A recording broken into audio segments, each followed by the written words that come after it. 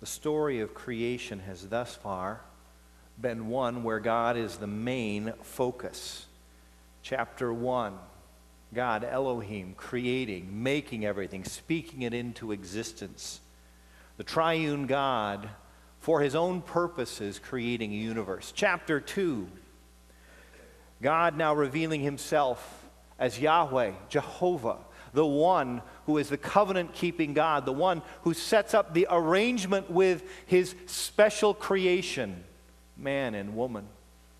As they bear the image of God and are placed in a perfect home with a perfect task to do and all that they needed to do it, an arrangement is made. As God establishes, if you will, the very first covenant, he says, I have given you all of this. Now here is the test. Here is your part. You fulfill all I've made you to do and leave this tree alone. That's the arrangement.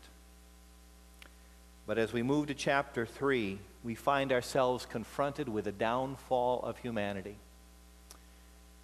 We find what starts a perfect world, by the end of chapter 3, is under a curse. There probably is not a sadder story in the Bible, or one with graver consequences. As God had created the universe and given man this perfect world, man will now introduce something of his own: sin.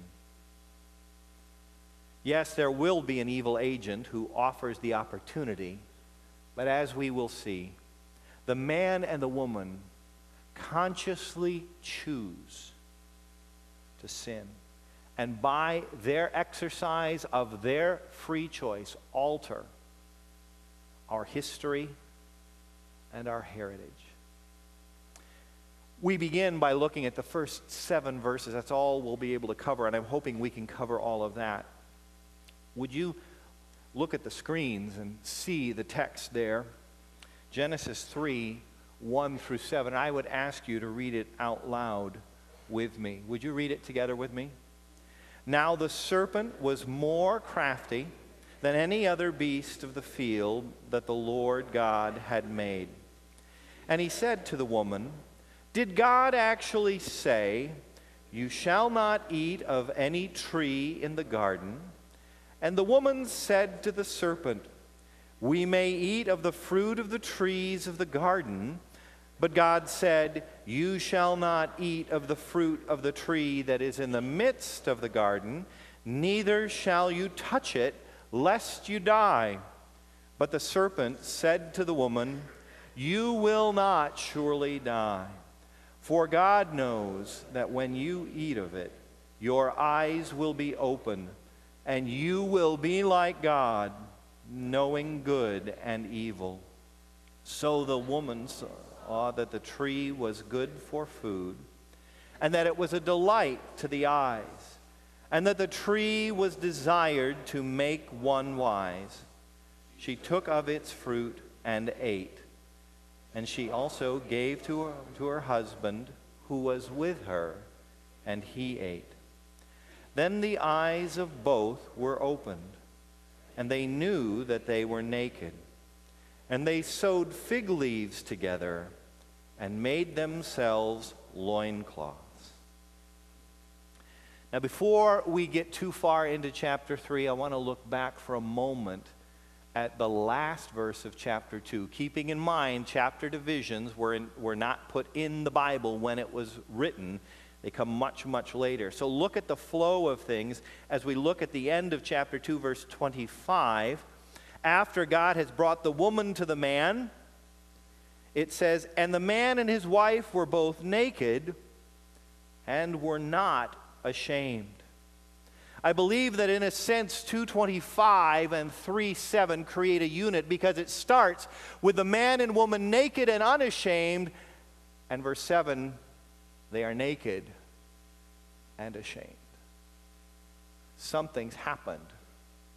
something has gone on. Look at the pristine pair, this perfect couple at the end of chapter 2 in our Bibles. They are in a favorable environment, a garden that God has caused to grow. And chapter 2 tells us that He made this garden absolutely perfect. And it says that in this garden He caused, in verse 9, to spring up every tree that is pleasant to the sight and good for food. He says all of this is good. The animals have been named. He has near neighbor animals. He has animals that he can use as livestock to raise for various products. He can do all of these things, and God has now given him the perfect mate.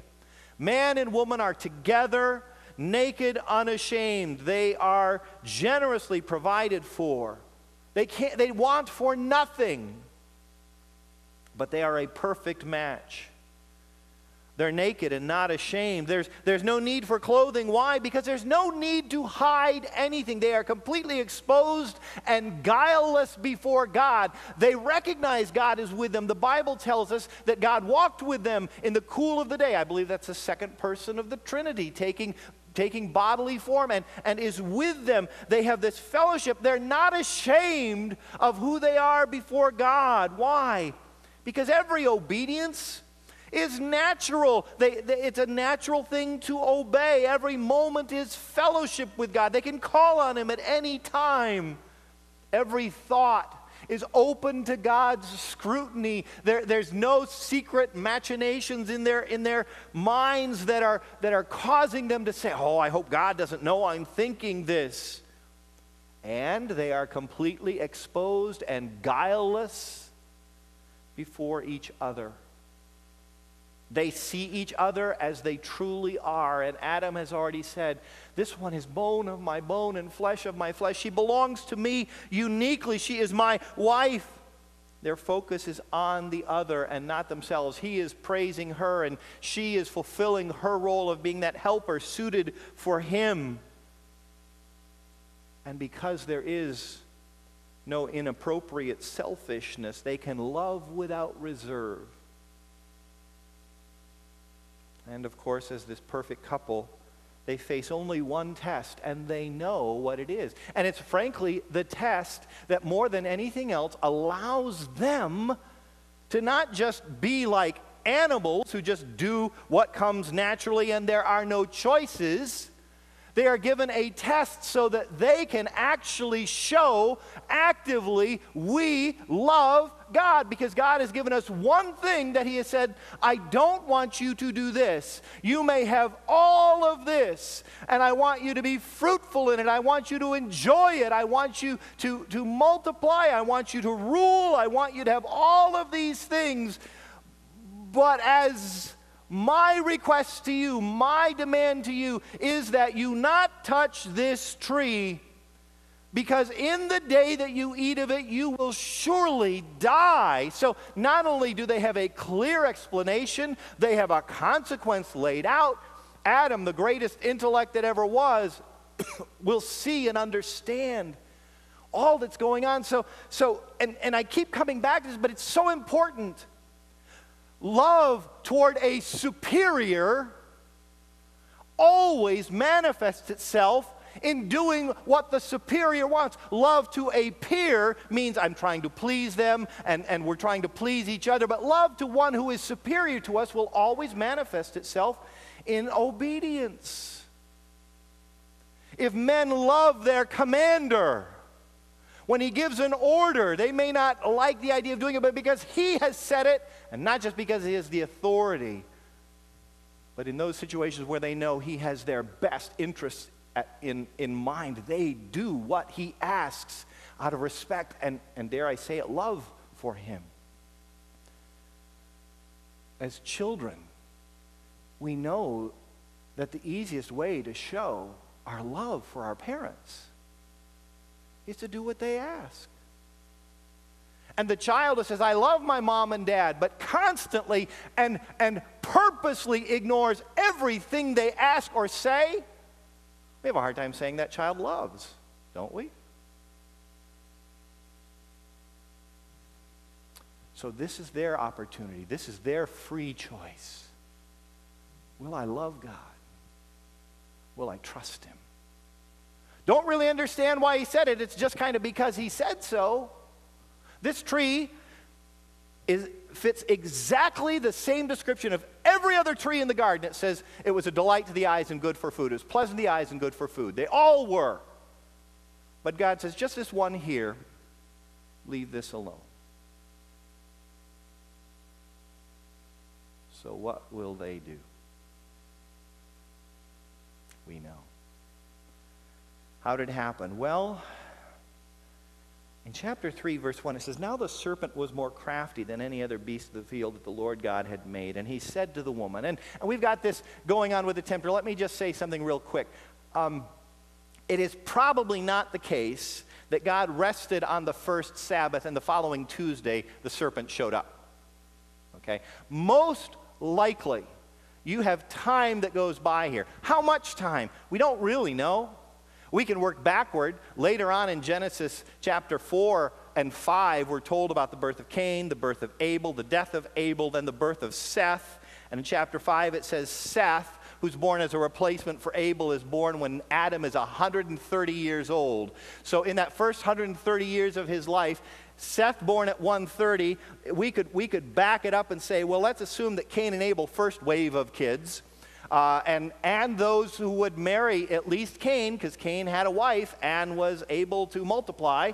So let's back that up and let's assume 50 years, before that was Cain and Abel and other children perhaps, but Seth is the one who uniquely replaces Abel at 130. So we could go back 50 years. That still leaves 80 years. I don't know how much it was. It's just indefinite. We don't know how long a period it was. It could have been a few years. It could have been decades. But we do know this, that Adam and Eve's experience of God had been only good, only kind, and they knew the requirement that was upon them when this one, the serpent, shows up. And the serpent was more crafty than any other beast that the Lord God had made. Beast of the field, not a domesticated animal, but a beast of the field, so it was close enough that they could see it. They were familiar with the serpent. But the serpent is the tempter. Let's talk about who he is. He's called a serpent. We have serpents today, and so there's no reason for us to assume it's not a serpent or a snake. It says the serpent. And that definite article is used every time he's referenced later on, too. Very advanced animal. There's actually debate among some people. Before the fall, could advanced animals talk? Was Mr. Ed a throwback? Could they talk? Well, we know that some animals have vocal cords and abilities to at least mimic our speech. Parrots and parakeets and other birds do that. Could they? Well, the Bible doesn't say that they did. It doesn't say that they didn't. It does seem a little strange that an animal starts talking to Eve and she doesn't immediately go, what's happened? Some people say, well, maybe it was only days later. It's an open question. I'm not trying to argue for it. Please, don't assume that I am. Something unique is going on here. The only other time that we have an animal speak in the Old Testament that I'm aware of is when Balaam's donkey talks to him.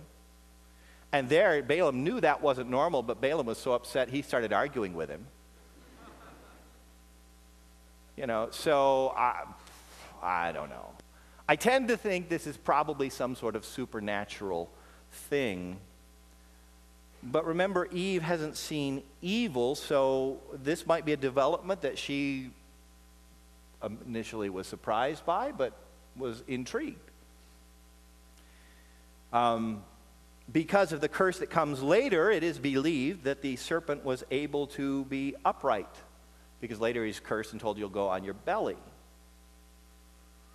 Some have found in certain snakes what some have called vestigial organs that may have in fact been early limbs. We don't know.